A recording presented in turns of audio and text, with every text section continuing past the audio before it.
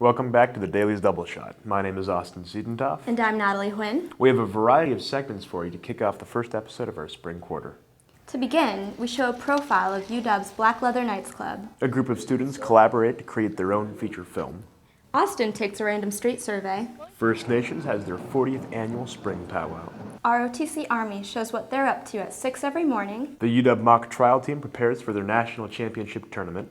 And last but not least, the Japanese Students Association folds thousands of paper cranes to support disaster-ridden Japan. All coming up on today's Double Shot.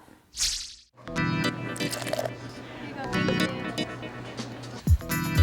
what is that? Chinese. Yeah.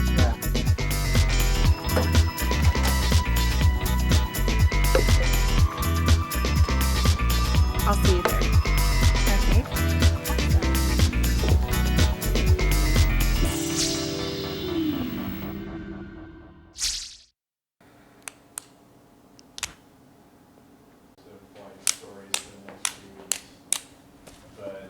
up first. Black Leather Knights. Oh!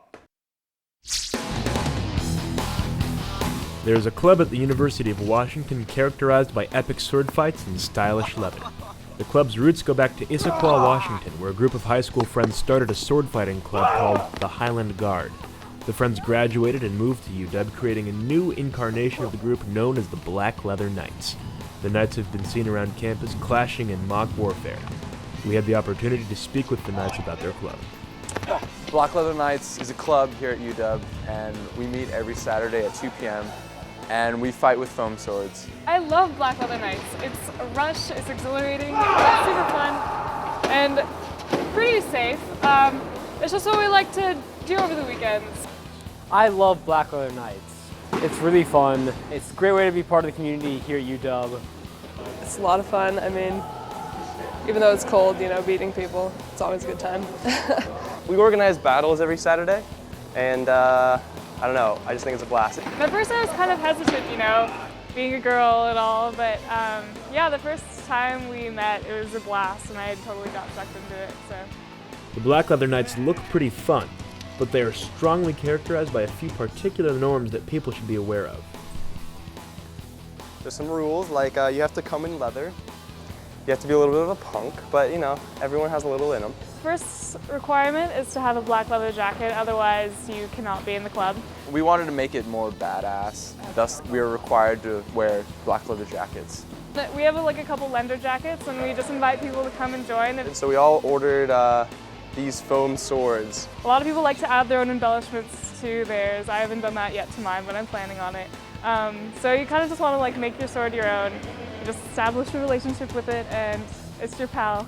This is our team symbol. It's like BLK, and then we stenciled it on all the swords. Black Leather Knights. You get hit in a limb, you lose the limb. So you've got to put it behind your back and act like you've lost it. Same goes for the leg, so you might end up limping around. If you get hit in 2 limbs, you're dead. I get hit in the torso, you're dead. Butt, you're dead. Head is a death, but we don't encourage it, though it happens quite often. Half of my face is still kind of numb from when Thomas slapped me in the face.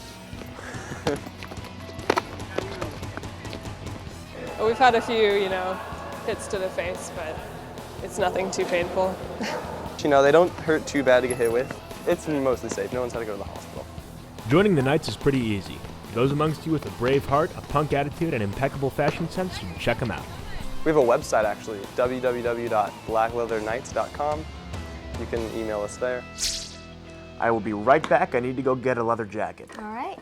But Austin, how am I going to transition to the collaborative film project? Up next, a group of students get together to create their very own feature film. How's that?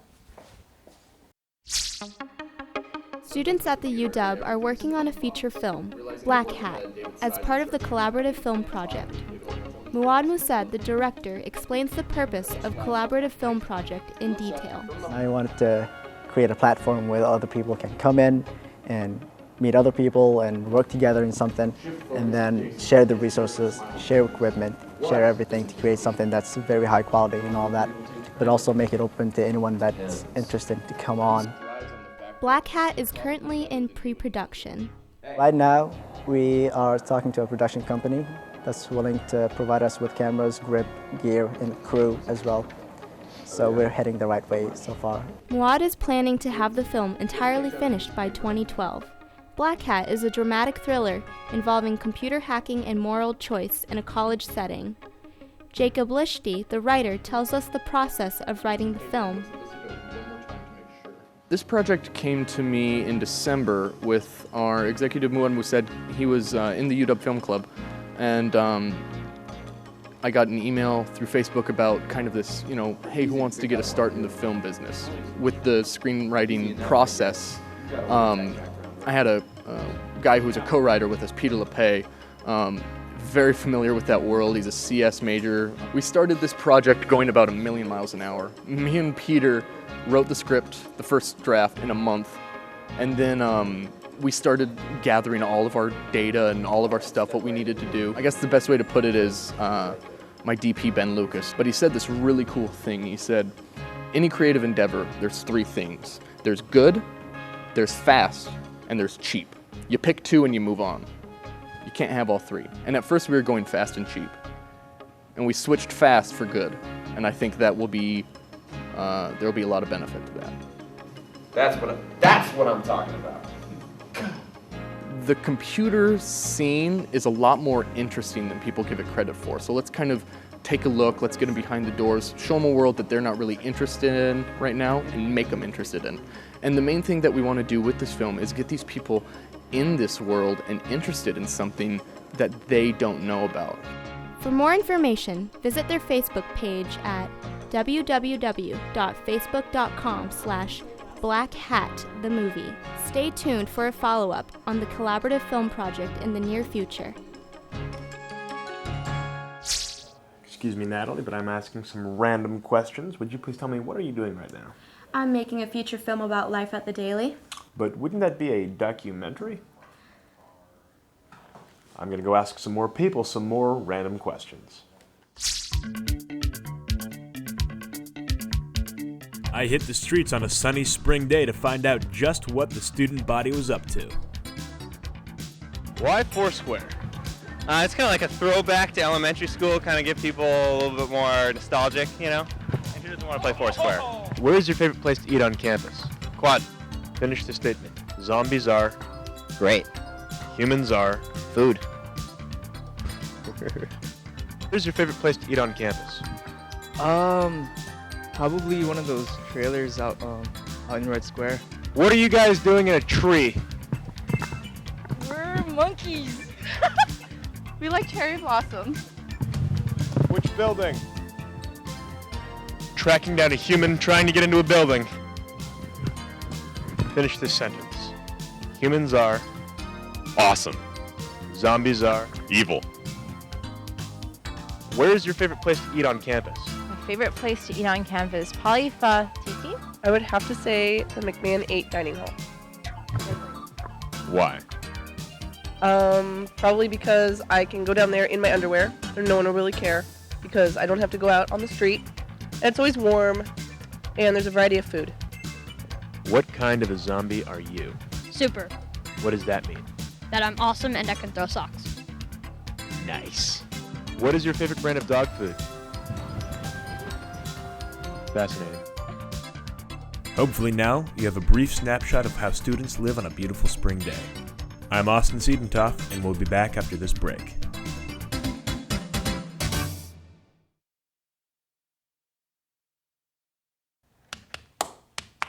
What are you doing? Well, I'm giving the audience a little preview of what's next. Which is... First Nation's 40th Spring Powwow.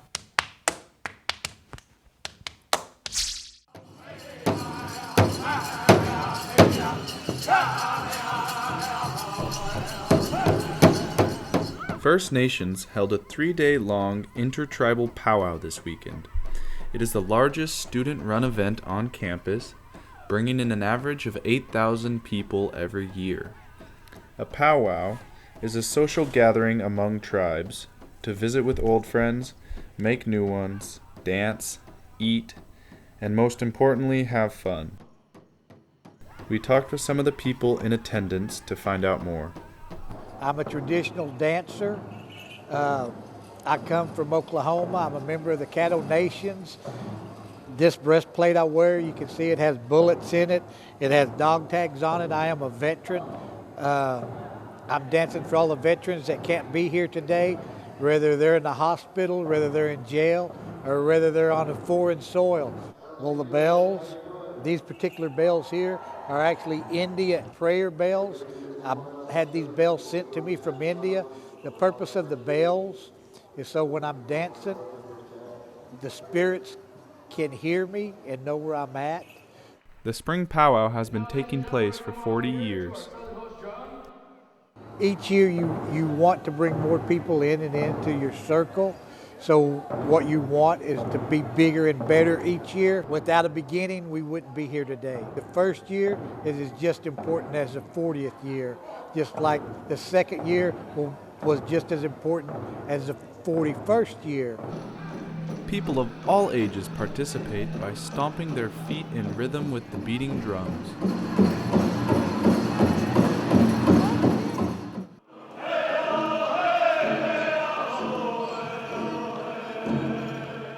I really enjoyed it. I love to watch the dancing. I like to support the vendors. Every year is different because we'll have different dancers here. And that's kind of what makes it exciting. It's a little bit similar. You're going to see something new every time. The event was held in the Alaska Airlines Arena at HEC-Ed. Some are bigger than others. It just depends on where you're at and the organization and the venue that they're having it in. You may go to a powwow with 5 dancers. You may go to a powwow with 500 dancers. To me, that doesn't matter. I'm there to dance. That's what I'm going to do is dance.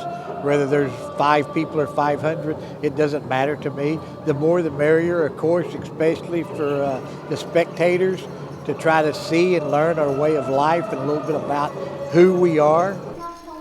The nature of the powwow encourages all people to come participate. Come get involved. Feel that drum beat in your heart.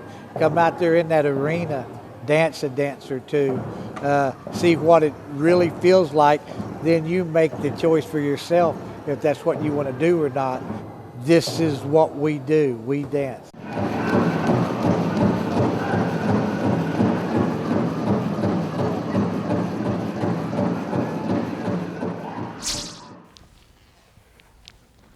Next, We see what ROTC Army does. every morning.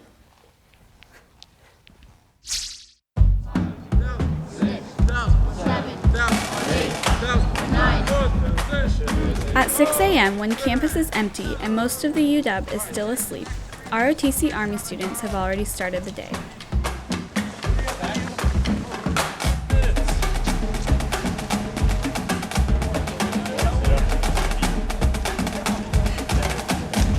Captain Jonathan Brooks, Assistant Professor of Military Science, and Cadet Jordan Villeneuve explain the importance of the ROTC program at the UW. It encourages me as an Army officer to see that there's so many of our cadets and students who are willing to sacrifice their time really for our country, because what we do here is about training and educating that future generation to really defend our nation and defend our Constitution against foreign enemies, against domestic enemies, to really protect our way of life. Really, upon conclusion of the end of senior year and the end of the program, you are ready as a second lieutenant to go lead soldiers in the Army.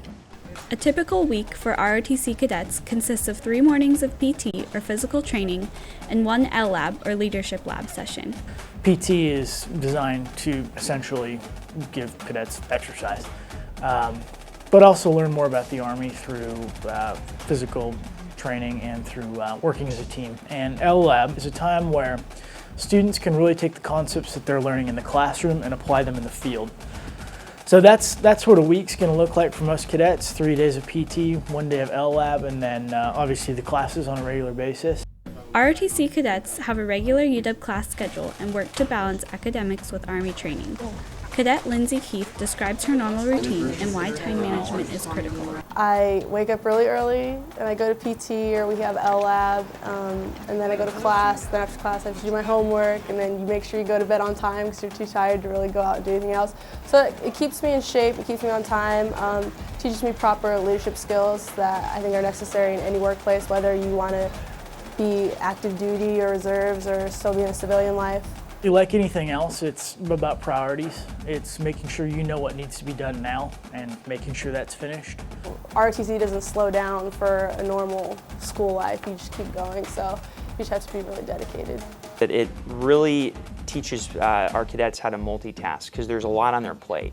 I think that's really the key takeaway for anybody in this program is they can leave knowing that they can accomplish a lot. One incentive to get involved with ROTC is the scholarship that covers education expenses. But cadets know that joining the Army is much more important than the money it provides. When you sign up, you're obligated to 8 years of service generally, but the university is paid money by the government so that you can have your education for free. But I think the overlying theme is service. No one joins the Army for the pay and for the money. College is expensive, but you can get loans to cover it, and those loans will not eat up 8 years of your life or potentially cost your life. No one's here because it's a free scholarship and a free ride to UW or SPU or Northwest. It's because they want to be involved in something that they feel matters and that they feel they can really make a difference in. Wow, they're really dedicated. It would be so hard to wake up at 6 every morning. Objection, I believe that you are wrong. Do you wake up at 6 every morning? Let the record show that I do not wake up at 6 every morning. Why are you talking like that? I'm just preparing for the mock trial team. Let's see what the UW mock trial team has been up to lately. Objection. We will not see what they've been up to lately. Whether you're preparing for law school or just interested in the process of a court case, the University of Washington's mock trial team offers the opportunity to engage in a real-life court-like setting. At the beginning of every school year, we get a case of about 100 pages, and it'll alternate between a civil case and a criminal case. We prepare witness examinations, opening statements, closing statements to put on a full trial, and then we actually travel around to tournaments across the country competing against other colleges. The UW mock trial team participates in multiple tournaments each year. So in the fall we had 2 tournaments. We actually hosted one of our own, and then in the winter we had 2 or 3. We'll compete against teams from our own backyard, teams like Gonzaga or Portland, but we also run cases against teams from all around the country. At each tournament, the teams compete and argue as if in a real court setting. So we'll have 3 attorneys and 3 witnesses. They'll have 3 attorneys and 3 witnesses. And then we'll start at the very beginning with opening statements. Then we'll put on our witnesses. They'll testify. The other side will cross-examine our witnesses. And then once the prosecution or plaintiff is done, we just kind of flip. And then the defense does the same thing. And then we finish up with closing arguments. As the trial is going on, the teams are being judged on their arguments and performances. 2 attorneys, real-world attorneys that are your scoring judges. They'll watch the trial and they give each element of the trial points out of 10. So each side will give an opening statement that gets scored out of 10. Then each side will call their witnesses. The witness will get a score for their performance on direct and their performance on cross. The attorney will get a score for their direct examination and their cross-examination, so on and so forth. It can be somewhat subjective and that can be frustrating sometimes, but you get scored basically on how well you present it and how well the scoring judge feels that you did. Participating on the mock trial team is not only a fun way to learn about law and courts, but can be beneficial for life skills. I think it's great for just building your confidence, getting up there and being able to speak in front of other people. It's great for thinking on your feet because a lot of the stuff in mock trial you can prepare all you want, but there's things that happen in real time and you have to make split-second decisions. Well, I think it prepares them in a variety of ways. The aspect that I really enjoy is the fact that they can come together as a team.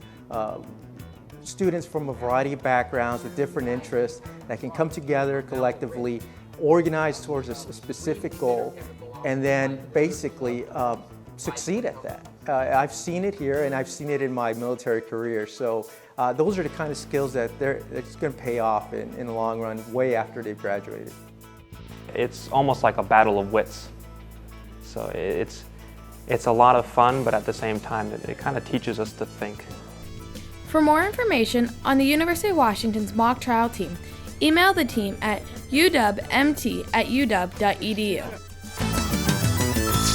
Austin, I made you this. Oh, wow, thank you. What for? For good luck. Last week, the Japanese Students Association folded thousands of paper cranes for Japan.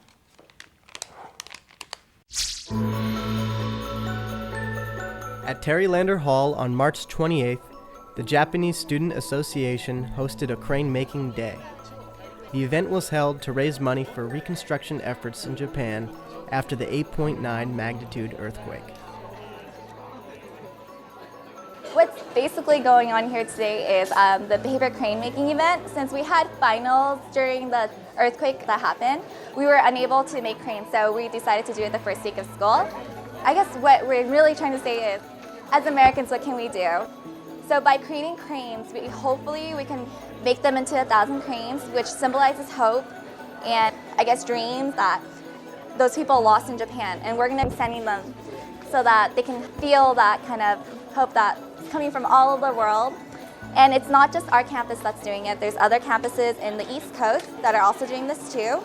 So it's a united effort. During the Hiroshima bombing, basically, there's this girl who is in the hospital. She folded 1,000 cranes to symbolize like hope to get better and things like that. She said that, oh, if I make 1,000 cranes, maybe my wish will come true. So that's where the 1,000 cranes started from, which is why it's like being passed down through like generations.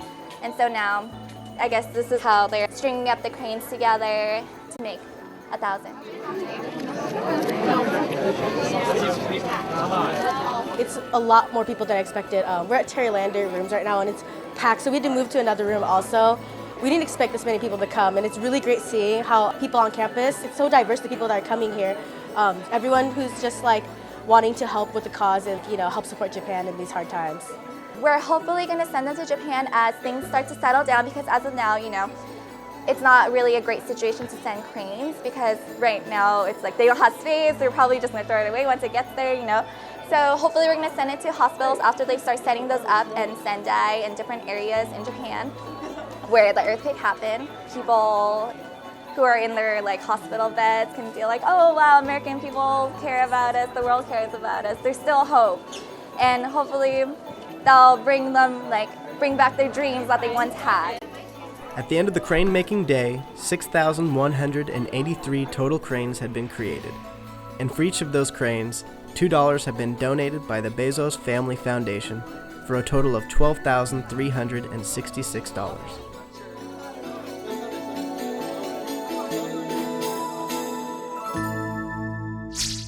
$6,170, $6,171, $6,100. Austin, what are you doing? Well, I'm trying to count to 6,183. I'm really inspired by how many paper cranes they're able to make in one evening. Thanks for watching. Make sure to tune in on April 29th for our new episode. I'm Natalie Huynh. 6,183, and I'm Austin Siebenkoff. See you next time on the Daily's Double Shot.